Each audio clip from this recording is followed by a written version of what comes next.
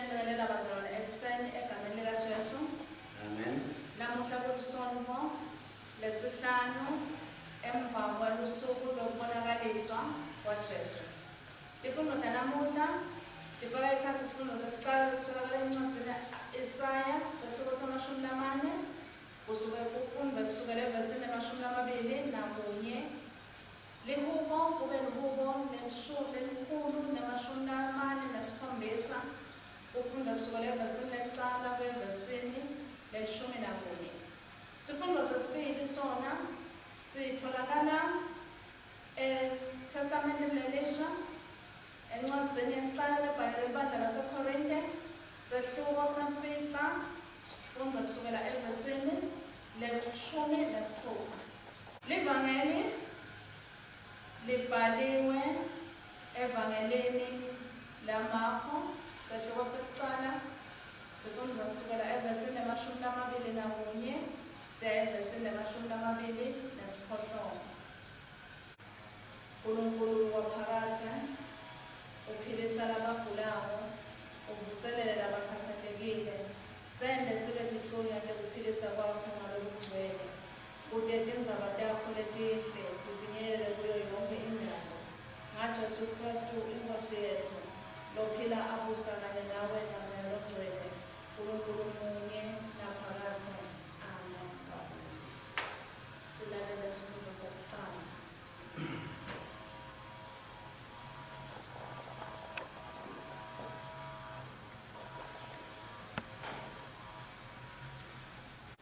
Siyanivusela-ke siyanibingelela abathandekayo kulolu sonto lesihlanu emva kwembulo kwayo yenkosi yethu.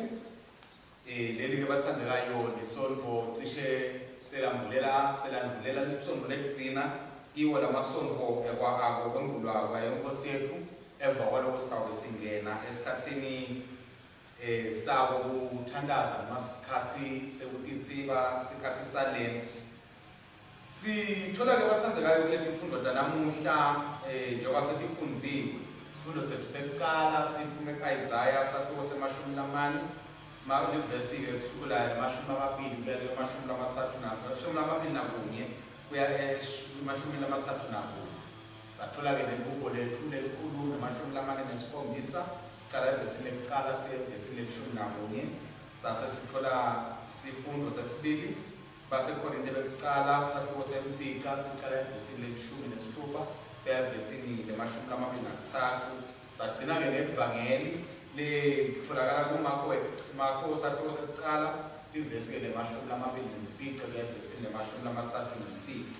Sihloko-ke bathandekayo lesikhulumela ikiwaso sihloko sekwembulwa kwaKristu longumsindisi kwaKristu longumphilisi. Siyaqhubeka-ke bazalwane njengoba sesishilo solo sikiwo emasonto akukwembulwa kwayo inkosi yethu Jesu Kristu kusukela nje solo siqale unyaka solo sihamba nako ukumbulwa kwayo inkosi yethu uvetwa tinhlangothi letehlukahlukene tayo inkosi yethu. Sithi-ke namuhla-ke bazalwane evini laNkulunkulu uyavetwa Kristu kithi, uvetwa njengaloyo longumsindisi, uvetwa njengaloyo longwelaphako. Siyatshelwa bazalwane mhlawumbe nasemavikini ledlulile ukuthi sibitelwe ukuthi simlandelele uKristu. Ekumlandeleni kwethu siyatshelwa ukuthi labanye bethu batawentiwa abadwebi bebantu. Namuhla-ke bazalwane siyaqhubeka kuleyo ndzaba yokuthi sisabitiwe kwethiwa abadwebi bebantu. Ungubani yena lo muntu lesidweba abantu sithi abete kuyo? Masifundza-ke bazalwane mhlawumbe singeke sikulenzelise nekuhambisana kwakho lesifundo. Sitawuqala ngesifundo sesibili lekube isifundo lesiphuma encwadzini yabaseKorinte. Lalapho sithola Pawula uveta-ke Pawula kokuthi utimisele kokuthi anganikela konke langiko nako konke lanako ngendzaba yemvangeli kute kokuthi labanye bakwati ukuthi balemukele baphindze balikholwe futhi lelivangeli. Usicocela Pawula kokuthi impilo yakhe ekuhambeni kwakhe ufutwa noma ushayelwa livangeli nasekuthenini lize livangeli lemukelwe kubantu ngoba inhloso nenjongo yakhe ngokuthi embule lo Kristu bantu bambone lo Kristu ngoba uyati Pawula ukuthi bantu banesidingo semsindisi, uyati Pawula ukuthi bantu banesidingo isidingo semuntu lotawube lapha. Ngakho ukuthi lokho chilitako lokuphusha yena lokumele ukuthi aze abe nelishisekelo lenkulu ngokuthi abantu bangadi lo Kristu. Umbuto ukuthi ke ngabe thine lo Kristu losembuliwe kithi lesithi umbuliwe namhla angumsinzisi umbuliwe kithi angilowe lapha sineshisekelo lengakanani yebokuthi besingamveta kulabanye etinsukwini tethu nje lesiphilako yini lekhona lesingayikhomba ukuthi uyakubona ke lokhu sifanana naPaula esisigaba siphushwa ngokuthi abantu balithole lelivi laNkulunkulu. Kuningi bathandekayo lesingakwenza. Mhlawumbe labanye baye babe nalenkinga leyo yokuthi yini lengayenza mina ukuthi likwadi kuhamba lelivangeli nami. Kuningi uNkulunkulu lasinikele bona abazalwane sibantu nekwehlukana kwethu. uNkulunkulu uthatha leto tipo lesinalo leto tipo lesinito asebenzise tona ukuthi alihambise lelivangeli. Ngeke vele sonke sibuye sime siyimela imbili sishumayele sibatshele bakho labanye batawuba ukuthi babuke lempilo tethu lesiphilayo, babuke lendlela lesibaphatha ngayo, babuke lendlela lesibakhulumisa ngayo, babuke lendlela lesiphila ngayo emkhathini wabo bese bayambona lo Kristu. Manje umuntu ukuthi wena ngikuphi lophethe lo ngathi nje nawe unekhaphukhaphu yekushumayela kuJesu yekushumayela ivangeli ubonakale ngakho lo ngoba lo Kristu wembuliwe bazalwane wembulelwa ukuthi umhlaba wonke umbone umemukele udethi umhlaba wonke ngaye usinziswe. Nguphi ke wena lapho ukhona khona ukuthi uthi mina ngidawujika liche esivivaneni uthi ukuthi uqhubeke umsebenzi waNkulunkulu ukuthi ivangeli laNkulunkulu lifinyelele kubantu. Isaiah ke bathandekayo uveta indzaba lenye la njengokuthi mhlawumbe labanye bethu singadikhanza sipive kwangathi sike kahle lamandla sipive kwangathi sinekwesaba. Isaiah uthi asinabi nekwesaba bathandekayo asibe bantu labafunza ukuma siqine kusimakade ngoba labo labemile kusimakade labo lababambelele kusimakade labo labende simakade wabasisekelo setimpilo tabo yena utawubapha emandla lamasha yena utawubakhuthaza yena utawubanikeza sibindi sekokuthi bakwadi kuma noma ngabe nguphi bamemetele lo Kristu ngatiphi indlela uNkulunkulu latibekile etimpilweni tabo. Ngakho bathandekayo asinavumeli ngokuthi kwesaba bese sekuyasivimba ethenini simembule lo Kristu live limbone. Asifuneni ukuthi sithwale emandla lavela kuNkulunkulu latawusenda ngokuthi sikwadi ukuthi simvele lo Nkulunkulu. Nasitawutama sititamela thina ngewethu emandla ngeke vele sikhona kodwa nasitawucela emandla lavela kuNkulunkulu utawusinika uNkulunkulu emandla nalapho sitiva sesikhathele sesingasakhona kwenta lutho asifake umfutho kuNkulunkulu athi qhubekani sibe nayo nathi lekhaphukhaphu lesivako ngokuthi yayichilida noma yayifuqa Pawula ngokuthi alishumayele ivangeli laNkulunkulu. Mangabe ngesingawatholi emandla kaNkulunkulu bazalwane kumelula ukuthi bese sesithola la kulabathi yi-burn out. Ukhatha ngokuthi lo msebenzi nawuthi uyawuzama kwenta uthi khathe nje songasakhanuki uthi khathe nje songasakhoni sekulukho semadini kodwa nawo ukuthola emandla akho kuNkulunkulu. Uthi yena labasha bayawuphela emandla kodwa labamethebako simakade batawunikelwa emandla lamasha. Siyadzinga ke bazalwane ukuthi kudethi simembule lo Kristu emandla ethu siwathole kuye yena uNkulunkulu. Evangelini lethu ke evangelini lanamuhla bathandekayo siyabonga makho uveta kithi mhlambe evikini eliphelile uzivetele Jesu Kristu anglo profeti lomangalisako lo profeti lewakhulunywa nguMose ukuthi uNkulunkulu utawusembulela uprofeti lawukwenza timangaliso.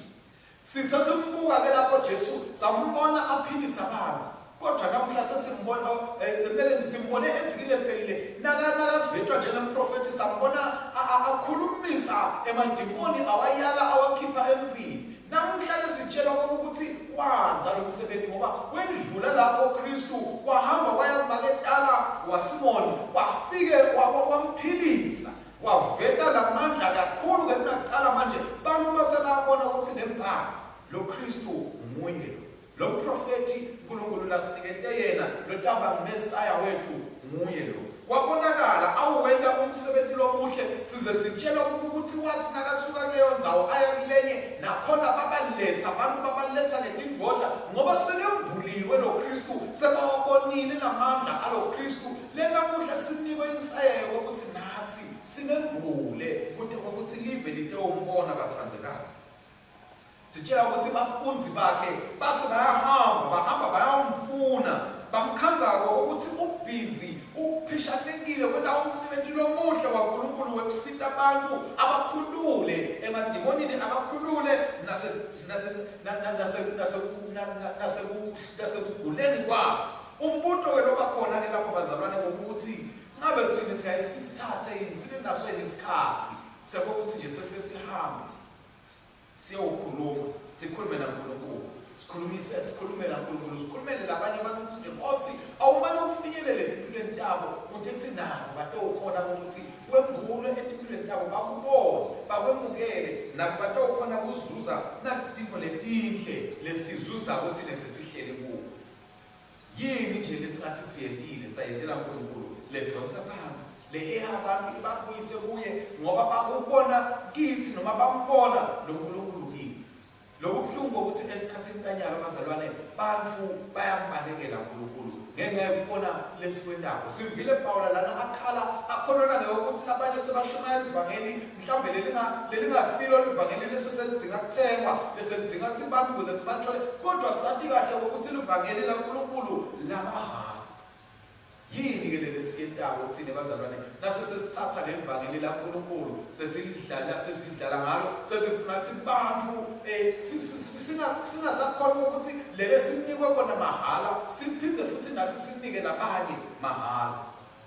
uNkulunkulu bazalwane akathoboti sekuze kwente labanye baze babone ukuthi mhlawumbe nanathi sisadzinga lokho ukuthi lo Kristu ambulwe kabusha lakithi ngoba ngathi sesilahlekile endleleni yakhe sesitakhele Kristu wethu asaswele lo Kristu loseBhayibhelini lo Kristu lesithunywa ukuthi sihambe simshumayele. Emandla kaNkulunkulu ke bazalwane akakhona nalamhla ayasebenza. Mhlawumbe wena ubenteka ukuthi uyabuka empilweni yakho awubaboni kodwa nginebufakazi nginesiqiniseko futhi sekuthi amandla kaNkulunkulu akhona namhla ayasebenza kuze ethi abonakala asebenza lamandla kaNkulunkulu uyadzinga lokho ukuthi lo Kristu embulwe kuwo utawufika yena sekembuliwe kuwe alethe ukuphiliswa alethe nesinziswa empilweni yakho. Silibandla sidzinga ngokuthi sibe nalawo mandla lawo natawuheha abantu babone lesinziso nekuphilisa kwaNkulunkulu kude ngokuthi bede laNkulunkulu njengoba beda kuJesu bamlandzela lapho beva ngokuthi khona bahamba bayakhona. Lihubo lanamhla bazalwane sesitawuphetha lisikhumbuta ukuthi sifanele ukuthi simdumise uNkulunkulu ngakho konke lasetela kona nangakho konke langiko empilweni tethu. Liyasikhumbuta ukuthi nguye lo Nkulunkulu loletha ukuphila ebantwini labaphukile ngaba labaphuke emoyeni ngaba labaphuke emphefumulweni noma labaphuke emtimbeni. Lo Nkulunkulu lokuphilisa kwaKristu uvela ngaye uma ngabe thina sitawumdumisa simbonge sibasite abantu ukuthi noma basekulahlekeli bambone lo Nkulunkulu. uNkulunkulu lokhona ukuthi abuye akhe kabusha empilweni tethu. Lo Nkulunkulu loembulo kithi wembulwa kaJesu Kristu. Sekuvetiwe ke uNkulunkulu bazalwane ukuthi uNkulunkulu unehliziyo lenhle. uNkulunkulu usifisela into letinhle kodwa lokubuhlungu ukuthi egcineni kwako konke uNkulunkulu lonelulaka loyawuthi nangabe sehlulekile ukuthi sekembuliwe kithi simemukele sesimkhonjisiwe simthatha sihambe naye utawufika ilanga lalapho awu bese yena sewusehlulela khona. Asingafiki lapho bazalwane asihlaleni nje thine la kulothando lwaNkulunkulu kude sizathu sekokuthi besingaze sisathi ukuthi ulaka lwaNkulunkulu lunjani abe asiphile uthando lwakhe nekokuthi asilethele inkodzana yakhe Jesu Kristu ende emhlabeni atawufela ntolotela.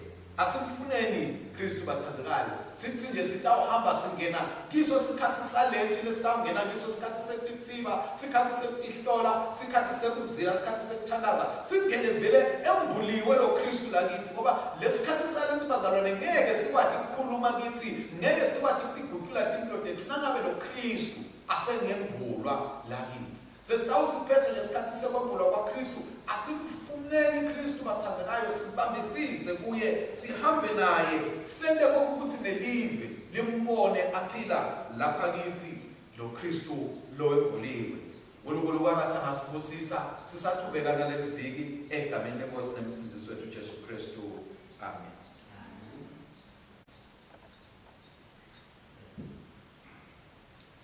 Asithandaze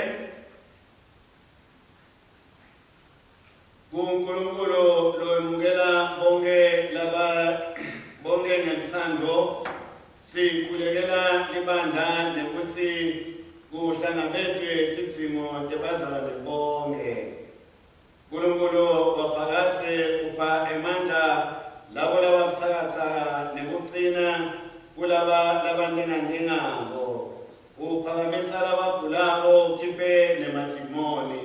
Sende sibe tingceku tekuphilisa nekuphelelisa kwakho, kude tindzaba takho letinhle tatiwe endalweni yonke. Nkosi ngesandla sakho.